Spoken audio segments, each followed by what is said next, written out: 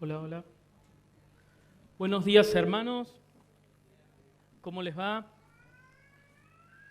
Qué hermosa mañana para disfrutar juntos como hermanos, de compartir la palabra del Señor y también encontrarnos y disfrutar de la comunión unos con otros.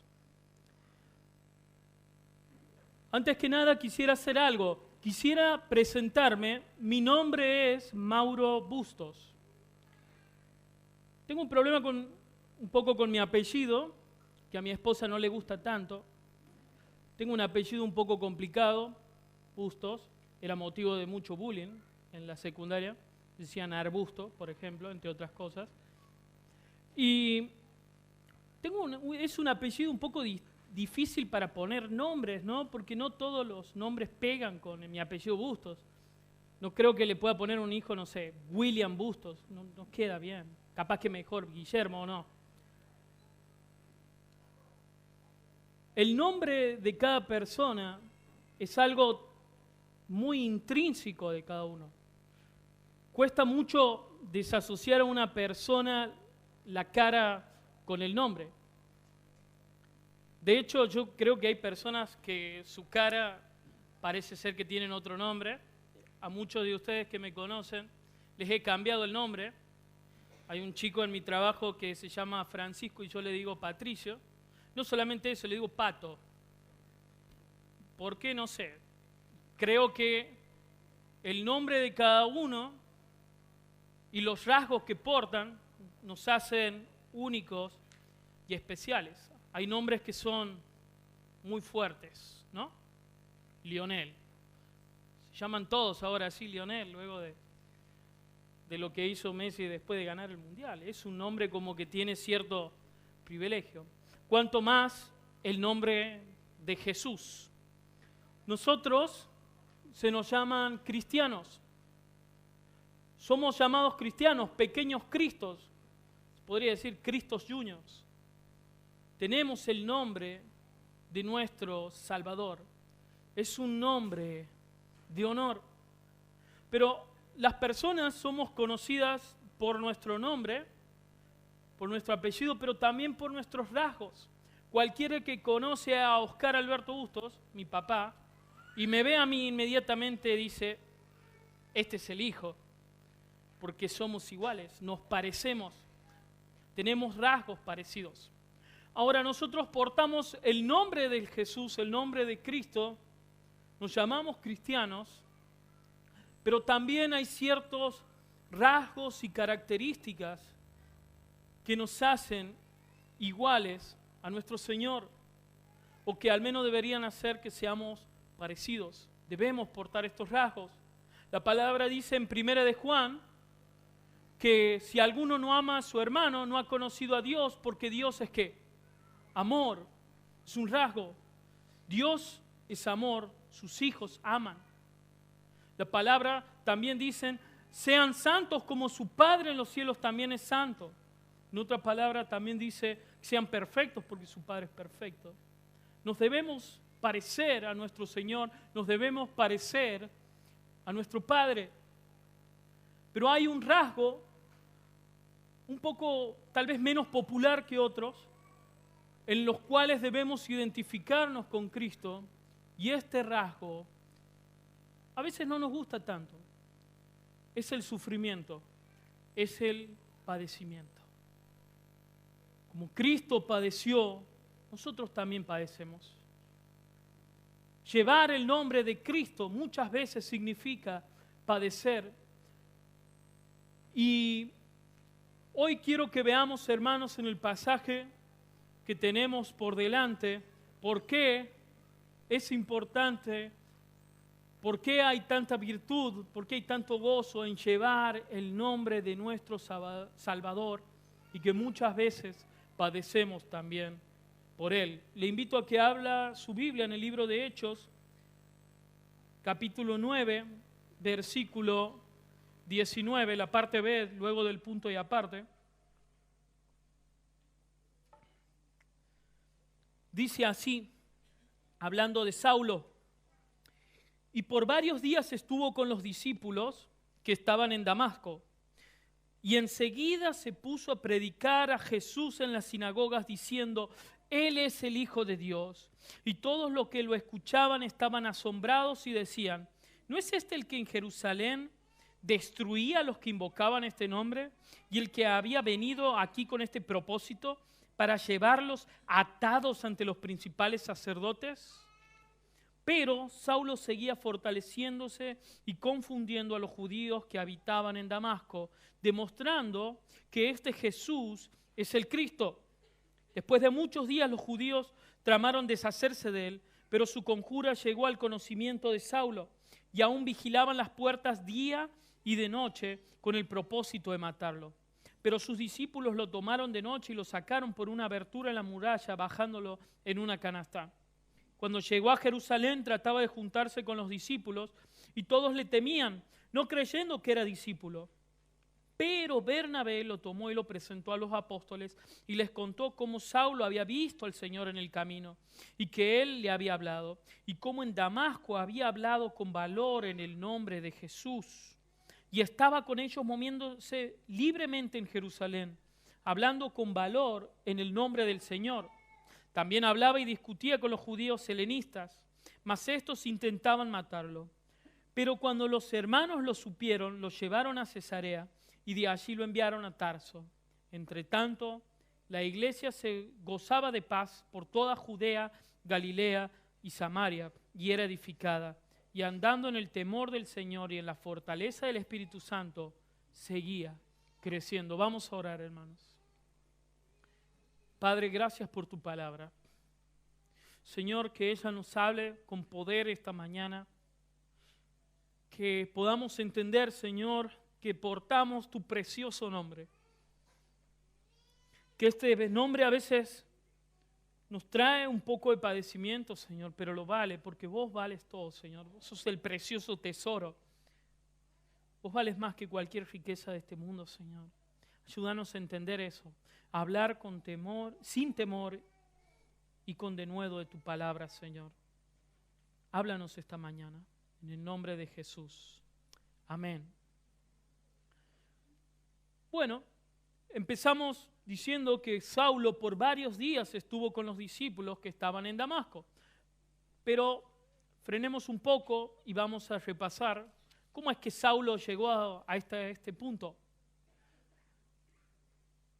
Vemos que la historia de la conversión de Saulo comienza cuando él va hacia Jerusalén tratando de buscar cartas que avalen la persecución a los cristianos más allá de los límites de Israel, sino que él se va hacia Siria, hacia Damasco.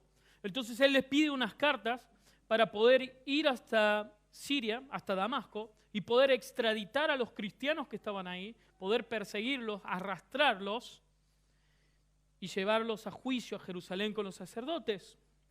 Ahora, Saulo iba camino a Damasco y en el medio del camino se le resplandece una luz superior, más resplandeciente que el sol mismo.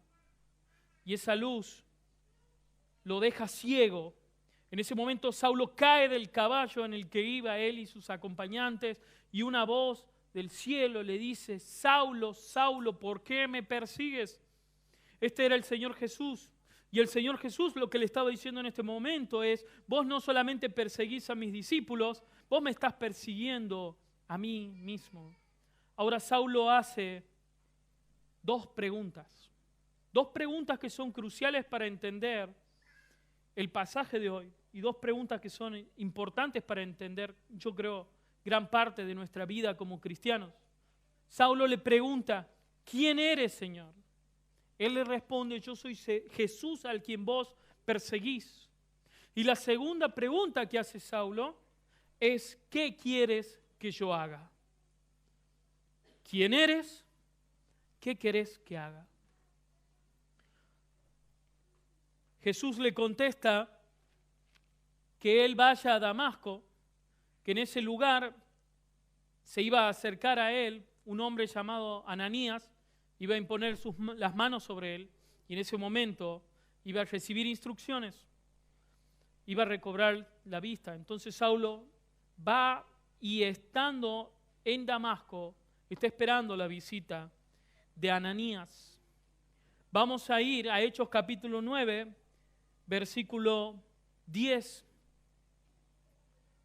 Había en Damasco cierto discípulo llamado Ananías, y el Señor le dijo en una visión, Ananías, y él le dijo, heme aquí, Señor. Y el Señor le dijo, levántate, ve a la calle que se llama Derecha, y pregunta en la casa de Judas por un hombre de Tarso llamado Saulo. Porque he aquí está orando, y ha visto en una visión un hombre llamado Ananías, que entra, pone las manos sobre él, para que recobre la vista. Pero Ananías respondió, Señor, he oído de muchos acerca de este hombre, cuánto mal ha hecho a tus santos en Jerusalén, y aquí tiene autoridad de los principales sacerdotes para prender a todos los que invocan tu nombre. Pero el Señor le dijo, escuchen, ve, porque él me es instrumento escogido para llevar mi nombre en presencia de los gentiles, de los reyes y de los hijos de Israel, porque yo le mostraré cuánto debe padecer por mi nombre. Saulo, habiendo ayunado, estando ciego, sin comer, ¿no? Por 3 días llega Ananías,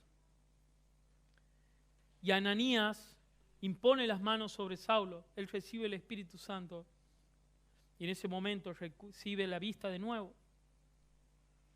Pero quiero que nos detengamos o hagamos un pequeño énfasis en estas dos cosas que dice el Señor acá. Le dice a Ananías de cuál es el propósito de salvar a Saulo. El Señor le dijo, ve porque él me es instrumento escogido para llevar mi nombre en presencia de los gentiles, de los reyes, de los hijos de Israel, porque yo le mostraré cuánto debe padecer por mi nombre.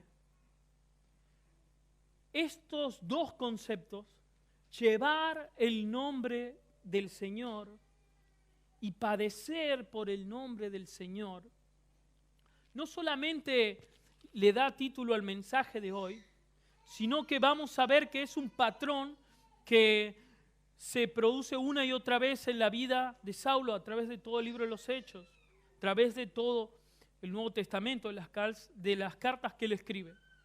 Saulo lleva el nombre del Señor y Saulo también padece, sufre por causa del nombre del Señor. Este patrón es importante que lo tengamos en mente a la hora de sumergirnos en el texto de hoy. Dice así, el versículo 19, la parte B, por varios días estuvo con los discípulos que estaban en Damasco. Le hago una pregunta, ¿quiénes eran esos discípulos que estaban en Damasco? Aquellos a los que Pablo iba a perseguir para meterlos en la cárcel, para arrastrarlos hacia Jerusalén y que les hagan un juicio por llevar el nombre de Jesús. Acá vemos a Saulo permaneciendo con los discípulos, con sus hermanos. ¿Cómo sabemos eso?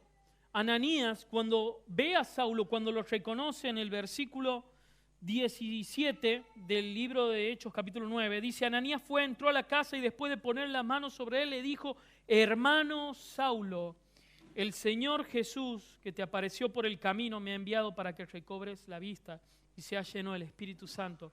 Lo llama hermano. Ananías reconoce la fe en Saulo.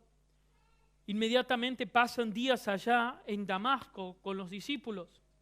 Qué irónico, ¿no? Aquellos a los que Saulo iba a perseguir, termina quedándose allí.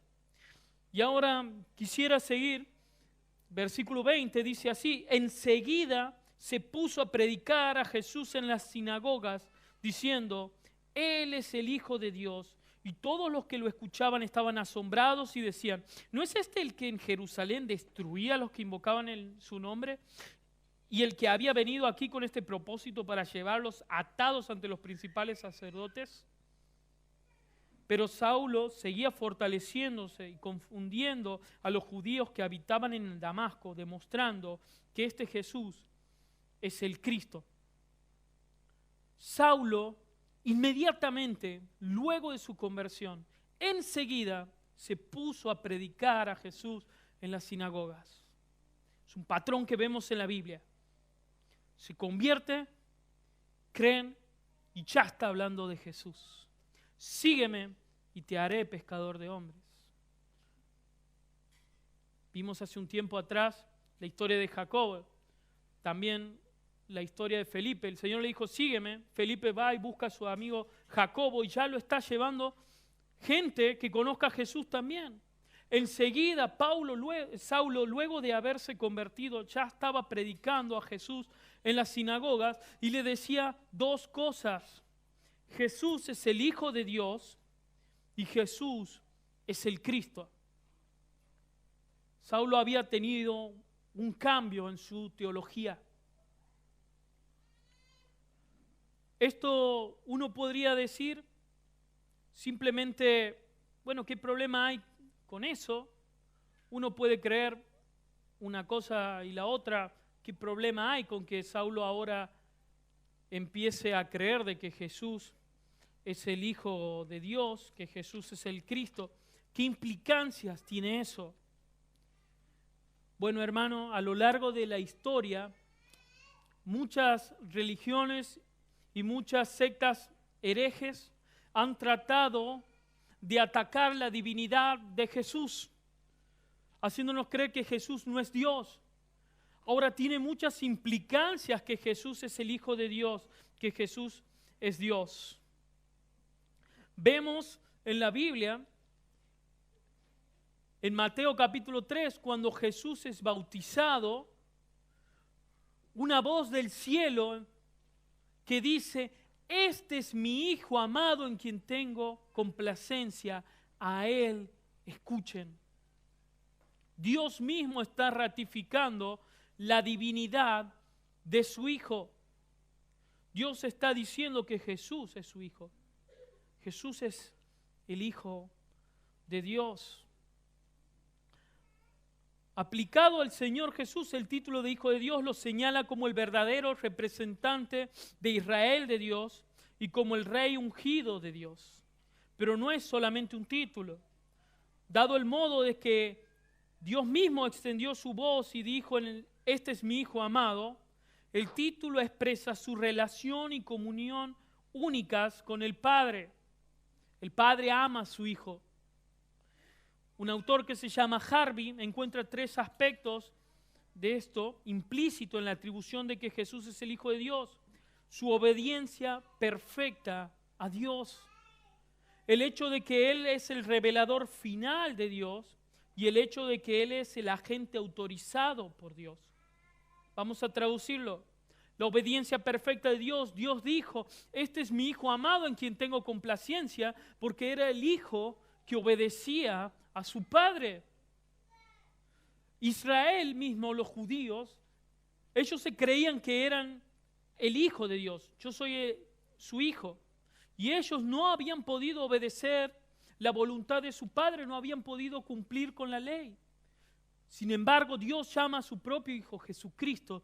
Este es mi Hijo amado en quien tengo complacencia. Este me obedece. Donde el pueblo me había desobedecido, mi Hijo me obedece. El Señor obedeció la perfecta voluntad del Señor y en nada pecó. Es el revelador final de Dios. El libro de Hebreos, capítulo 1, versículo 1, hace un tiempo lo habíamos estudiado con el pastor Sam. Dios, habiendo hablado en otros tiempos a través de profetas y de muchas formas, en estos tiempos nos ha hablado a través de ¿quién? Del Hijo. Dios nos habla, nos muestra quién es Él a través de su Hijo. De manera que la Biblia dice, el que me ha visto a mí, ha visto al Padre. El que me conoce a mí, conoce al Padre. Únicamente podemos conocer cómo es Dios conociendo a Jesús. Si no conocemos a Jesús, no conocemos a Dios.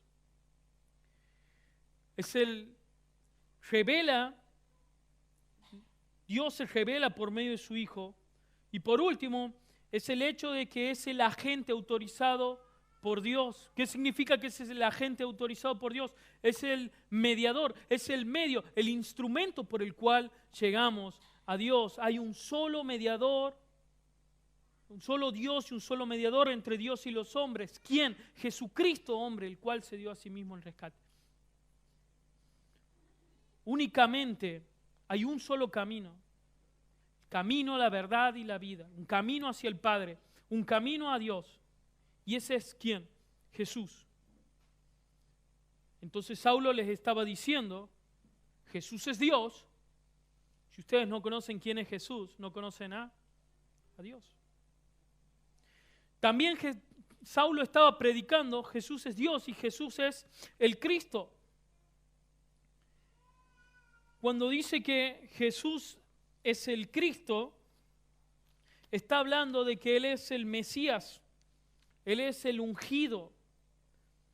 Jesús es el Rey que ellos esperaban, que viene a restaurar todas las cosas, el Rey que viene a salvarlos, el Rey que viene a juzgar a las naciones.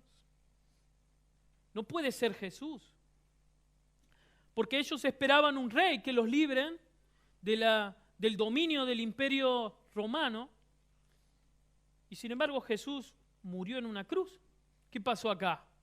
Ellos esperaban un Rey que venga en gloria y encuentran a alguien que nació en un pesebre. ¿Qué está pasando acá? ¿Dónde está ese Rey, ese Mesías ungido que viene a salvarnos, que viene a librarnos de las manos de los romanos o de quien fuera el imperio de turno en el cual ellos estaban cautivos?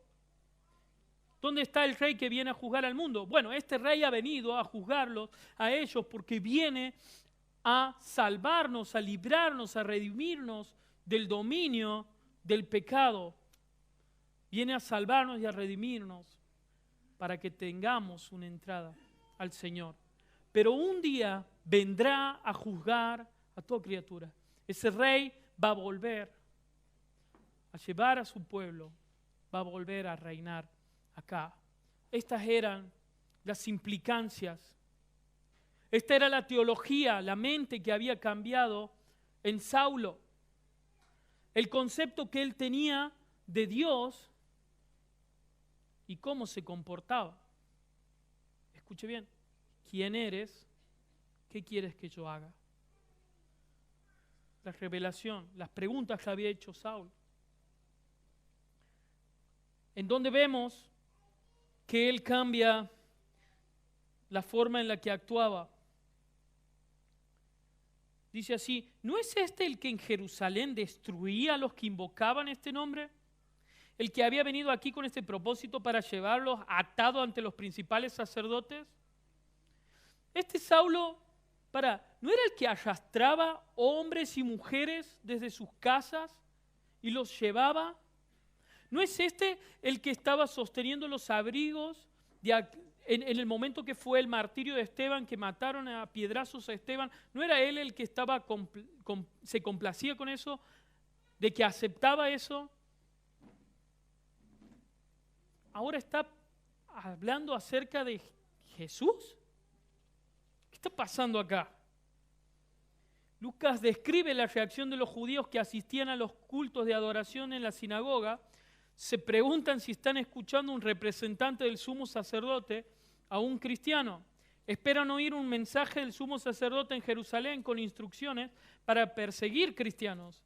En lugar de eso, oyen que Jesús es el Cristo, el Hijo de Dios. Y se preguntan, ¿no es este el que destruía a los que invocaban este nombre en Jerusalén?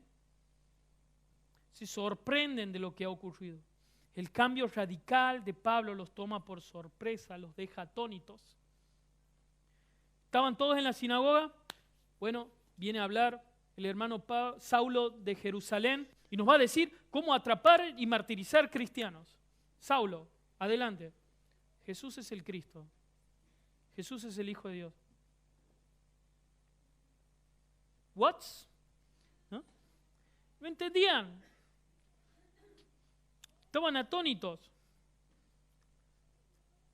Pero vos no matabas cristianos. ¿Vos no los perseguías? Hermanos, si de verdad crees en Cristo, si de verdad has creído en Él, van a haber cambios en tu vida. Y las demás personas, los de afuera, van a notar estos cambios. Si crees en Cristo, tu entendimiento de Dios, vas a obrar en consecuencia. Van a haber actos, van a haber rasgos, van a haber obras que den fe del cambio que ha habido en tu mente, en tus acciones. Somos personas con nuevos sentimientos, con una nueva voluntad. Estas personas no reconocían a Saulo. Por un minuto quiero invitarlo a que recuerde. Cuando recién conocían a Cristo, cuando volvieron a hablar con su familia, con sus amigos, con sus compañeros de trabajo, de escuela, tienen que haber notado algo distinto.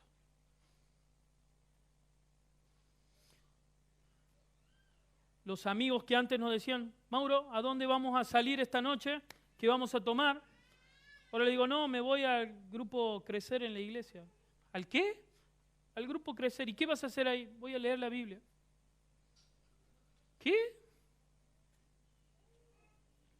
Cambian nuestros amigos, cambian nuestros hábitos. Te ves diferente. Cambia tu lenguaje. Y eso lo perciben los que no son creyentes. Ven algo diferente en vos, tienen que verlo. Tus familiares. Escuchaba de la historia de un joven que cuando volvía a su casa le decía, mamá, me he convertido a Cristo. Y ella le dijo, qué lástima, hijo, yo prefiero que estés emborrachándote con tus amigos antes de que vayas a la iglesia con esos locos. Tus compañeros de trabajo se dan cuenta de que ya no te reís de los mismos chistes que hacían en el trabajo, que ya no mirás las cosas de la misma forma. Tiene que haber cambios. Y los que no son de Cristo reconocen eso. Como habían visto que Saulo era diferente, que su vida había cambiado radicalmente. Pero eso, hermano, muchas veces, esos cambios, el llevar el nombre de Cristo, trae consecuencias. Vamos a ver lo que dice en el versículo 22. Pero Saulo seguía fortaleciéndose y confundiendo a los judíos que habitaban en Damasco, demostrando de que Jesús es el Cristo. Ellos estaban confundidos, pero sin embargo él seguía fortaleciéndose. Los judíos atesoraban la sagrada palabra, pero se sentían confundidos y desconcertados cuando Saulo les muestra el cumplimiento de las profecías mesiánicas mediante la Escritura. No están capacitados para oponerse a un hombre lleno del Espíritu Santo que les muestra la verdad en la Escritura. Sus esfuerzos débiles para defenderse resultan en una contradicción, una confusión. Deben admitir que Saulo está correcto en su enseñanza y que todo lo que él dice está en armonía con la palabra de Dios. Saulo demuestra que Jesús es el Cristo con la palabra. Y esta forma de decir fortaleciéndose significa que Saulo cada vez, todo lo que había estudiado de la Escritura, ahora tenía un nuevo significado con Cristo. Toda su vida había cambiado, él seguía fortaleciéndose, Dios lo fortalecía en la palabra. Versículo 23, después de muchos días los judíos tramaron deshacerse de él, pero su conjura llegó al conocimiento de Saulo y aún vigilaban las puertas día y noche con el propósito de matarlo. Pero sus discípulos lo tomaron de noche y lo sacaron por una abertura en la muralla, bajándolo en una canasta. El versículo 23 empieza diciendo, después de muchos días. ¿Usted sabe cuántos días, hermano? 3 años. ¿Cómo lo sabemos eso? Porque en el libro de Gálatas y 2 de Corintios, Saulo dice que luego de estar en Damasco, él se va a la región de Arabia. Acá en el medio de estos 2 versículos pasan 3 años, y en esos 3 años Saulo está en Arabia, probablemente estudiando la palabra, pero también se cree que probablemente está predicando a Cristo allí. Estaba predicando en Damasco y ahora está predicando en este lugar nuevo. Vamos a ver lo que dice el versículo 32 del capítulo 11 de 2 de Corintios. En Damasco el gobernador bajo el rey Aretas vigilaba la ciudad de los damasenos con el fin de prenderme, dice Saulo. Pero me bajaron en un cesto por una ventana en la muralla y así escapé de sus manos. Está hablando del mismo episodio.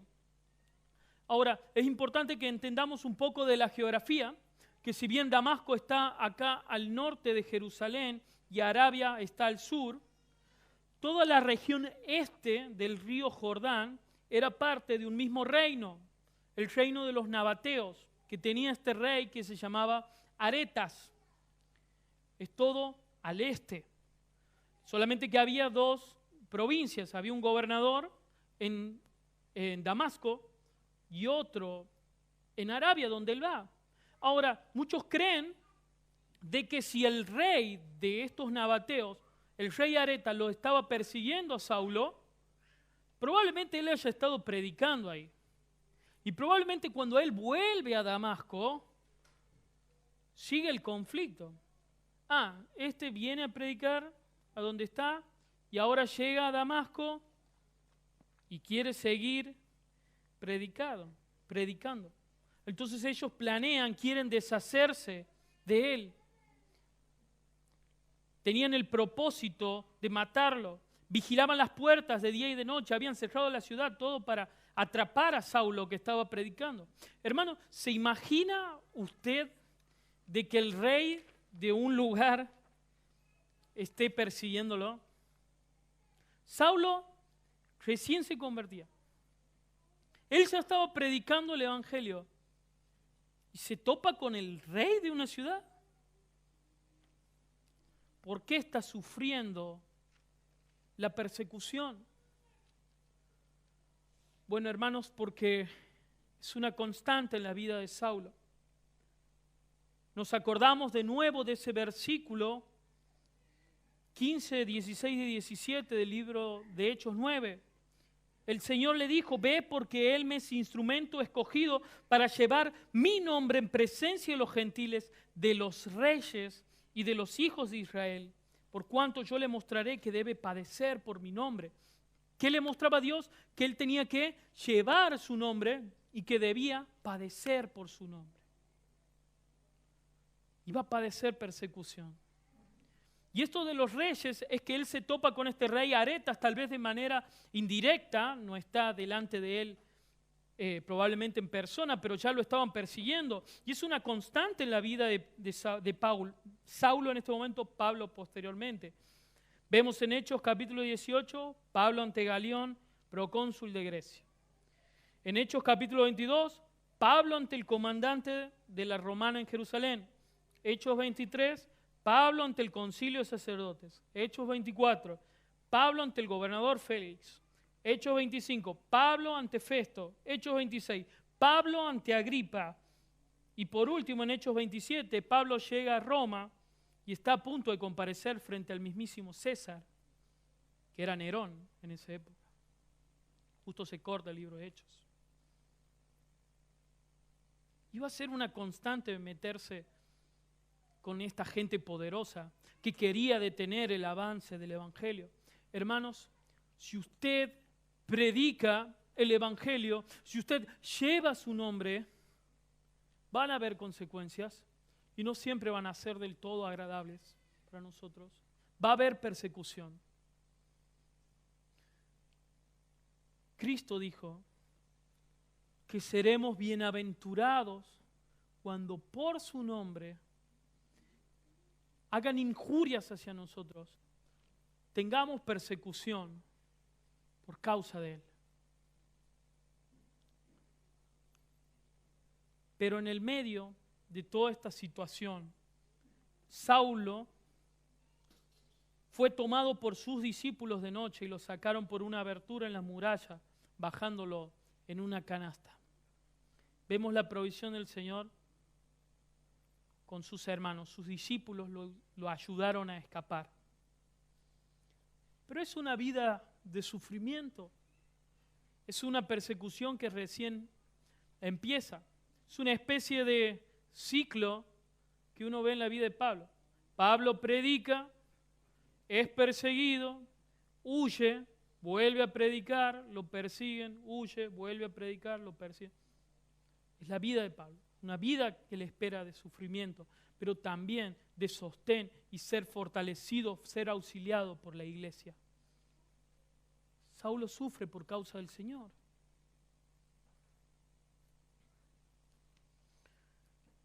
Versículo 26, seguimos viendo. Saulo se va a Jerusalén. Dice, cuando llegó a Jerusalén, trataba de juntarse con los discípulos y todos le temían, no creyendo que era discípulo. Cuando llegó a Jerusalén, trataba de juntarse. Y estaba solo. ¿Por qué estaba solo? Porque ¿qué? Iba a ir ahí justamente con los sacerdotes que estaban en Jerusalén. Hola, sí, Saulo, pasá, te escribo más cartas, así perseguir los cristianos. No, es que ahora yo soy un hijo de Dios. Yo soy un cristiano también. Saulo después va a predicar, lo vamos a ver más adelante, va a predicar también en Jerusalén, pero él se quiere juntar con los discípulos, aquellos al cual él había estado persiguiendo, aquellos a los cuales había estado arrastrando, hombres y mujeres a la cárcel. Y él se estaba tratando de juntar, estaba tratando de pegárseles, ¿no? Hace poco vi con un amigo la película Oppenheimer. Y hay una trama en Oppenheimer de que el tipo está tratando de construir la bomba atómica, pero eso es un secreto que no se tiene que salir de ahí, porque si lo escuchan, ese secreto de cómo hacer la bomba atómica, Rusia, los comunistas, o incluso los alemanes, nos pueden tirar la bomba a nosotros. Entonces, tenían miedo de que el secreto salga y estaban viendo entre todos si había un espía, ¿no? Un infiltrado del enemigo en nuestras filas para ver si un espía. Bueno, los discípulos aquí tienen miedo de Saulo, ¿no? Saulo se les aparece, el que los había estado torturando, el que los había estado matando. Y uno lo mira y dice, hola. Sí, vengo a... ¿Ustedes son cristianos?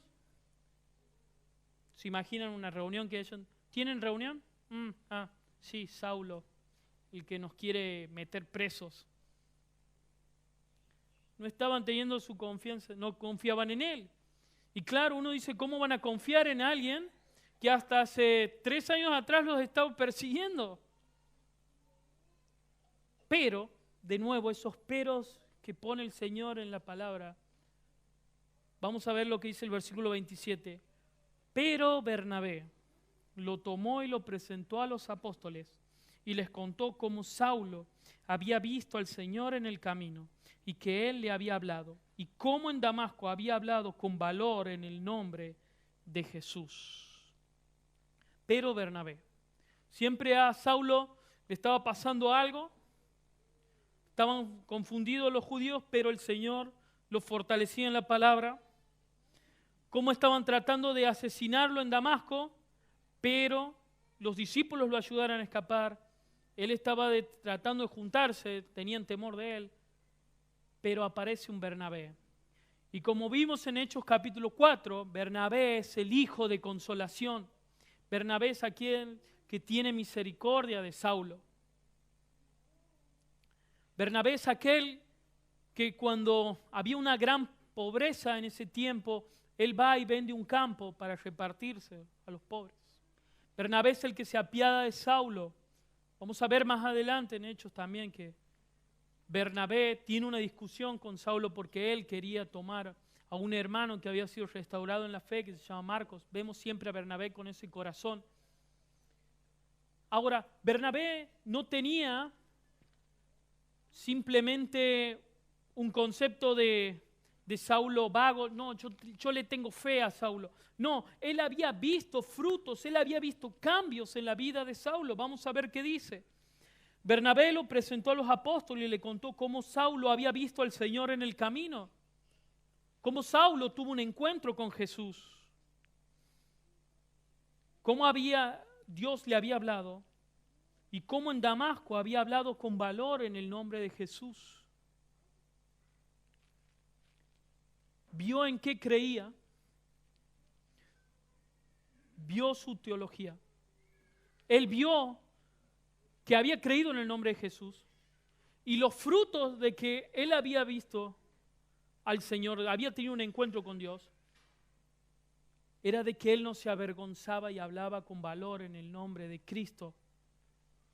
De nuevo, hermano, si sos cristiano, si eres de Cristo, los que no son creyentes van a notar ese cambio en tu vida, pero también la iglesia va a ver esos cambios. La Biblia dice, por sus frutos los conoceréis a cada persona, ¿no? El árbol malo no puede dar frutos buenos, ni el árbol bueno puede dar frutos malos.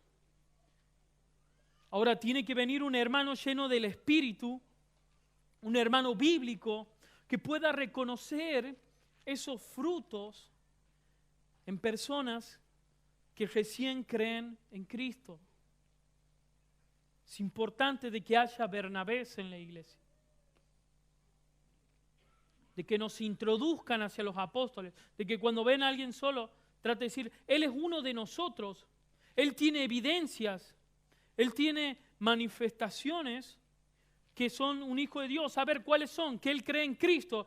Ajá, ¿y cómo sé que él cree? Porque él sufre, él padece como Cristo padeció. Eso lo había visto Bernabé en Saulo. Eso era una marca, ese era un rasgo de Cristo en la vida de Saulo.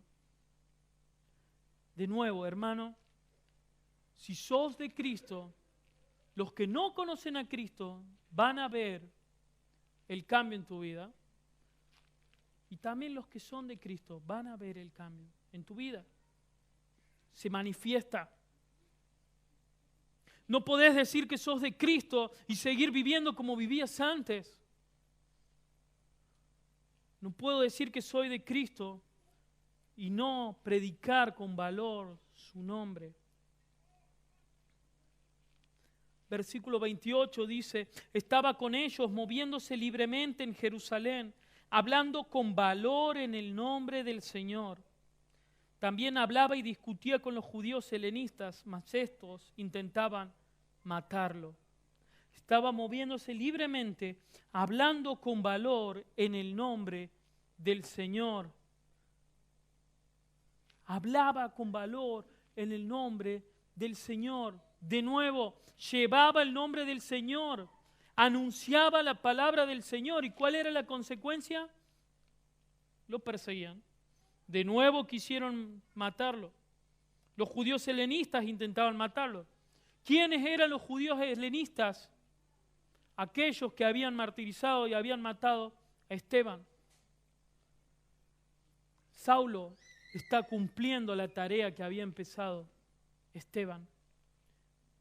Y lo querían matar, pero aún así seguía hablando con valor del Señor. Hermano, si sos de Cristo, tenés que hablar del Señor, vas a hablar. Jesús lo dijo, acompáñenme a Mateo capítulo 10.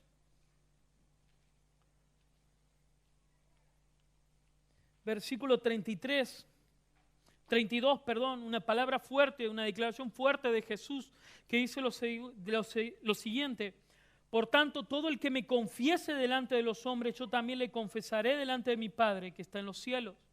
Pero cualquiera que me niegue delante de los hombres, yo también le negaré delante de mi Padre que está en los cielos.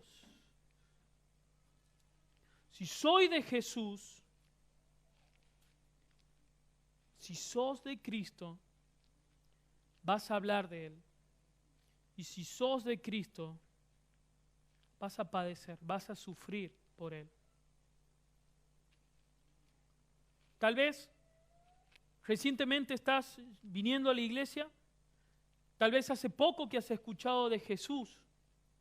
Tal vez tenés un concepto de que, bueno, ahora a partir de que creo en Cristo, mis finanzas mejoran, me va un poco mejor, tengo una visión romántica de que me va a ir bien, de que voy a prosperar. Hermano, uno de los rasgos de Cristo es que como Él padeció, sus hijos también padecen. Es una marca, es un rasgo, está intrínseco en nosotros. Miren lo que dice el versículo 34 del pasaje que estábamos leyendo en Mateo. No piensen de que vine a traer paz a la tierra. ¿Qué? No vine a traer paz, sino espada, porque vine a poner el hombre contra su padre, a la hija contra su madre y a la nuera contra su suegra, y los enemigos del hombre serán los de la misma casa. El que ama al padre o a la madre más que a mí no es digno de mí, y el que ama al hijo o a la hija más que a mí no es digno de mí, y el que no toma su cruz y sigue en pos de mí no es digno de mí. El que ha hallado su vida la perderá, y el que ha perdido su vida por mi causa la hallará. Jesús no promete paz, nos van a perseguir. Nos promete su paz. Nos promete que Él va a estar con nosotros hasta el fin del mundo. Pero ¿sabe qué, hermano? Cargamos el nombre de Cristo y como dice Hechos, cuando predicaba Pedro, cualquiera que invoque el nombre del Señor será salvo. Ese nombre vale la pena. Llevar ese nombre cuesta, vamos a padecer, pero ese nombre trae salvación. Ese nombre hace que un tipo que es totalmente blasfemo, que tiene su vida perseguidor, que es un tipo que realmente tiene un odio por los cristianos, sea transformado. Ese nombre tiene el poder de transformarlo, hermano. Ese nombre lo vale. Ese nombre, Cristo, es el gran tesoro por el cual nosotros padecemos y nos parece como nada porque el Señor lo vale. Es el nombre que Pablo llevaba donde iba, Saulo, perdón, llevaba y predicaba en cada lugar. Hablaba con valor de Cristo. Hermano, ¿estamos hablando con valor de Cristo o no? Lo estamos haciendo.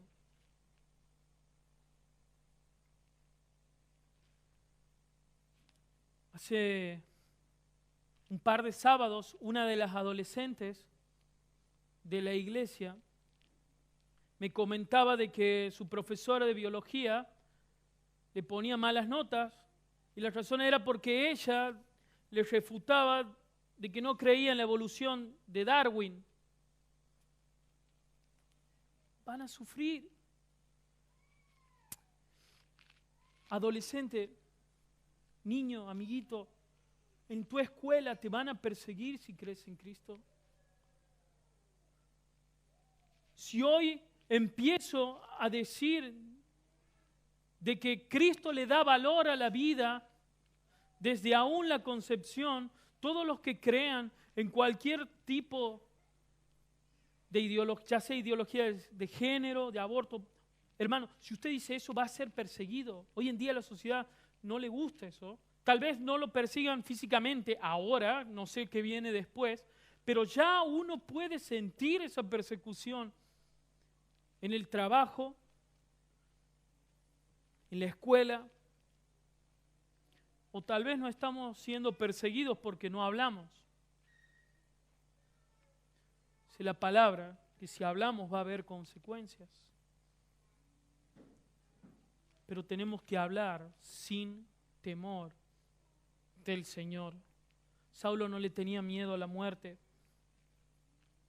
Saulo, donde iba, predicaba, porque ese es el rasgo de un cristiano que confiesa a Cristo. Que me confesare delante de los hombres, yo le confesaré delante del Padre, dice el Señor. Tenemos tantas oportunidades, hermanos. En tu trabajo, en tu escuela, tus compañeros lo saben. Hace un tiempo atrás hablábamos con algunos hermanos del grupo de misiones, decían, cuando hacemos actividades, por ejemplo en la plaza, y vamos a repartir folletos, y alguien predica el Evangelio, termina la prédica y todos se vuelven a sus casas, se ponen a tomar mate, y nadie se acerca a los que no conocen a preguntarles si han entendido lo que, si han escuchado, si les gustaría venir el sábado, si conoce de Cristo o no. ¿Cómo puede ser, hermanos? Tenemos que tener valor y hablar de Cristo.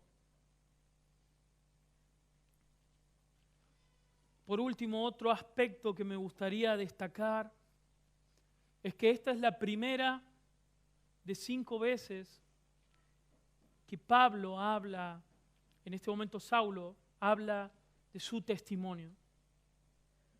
Uno de mis pasajes favoritos de toda la Biblia está en 1 de Timoteo, capítulo 1.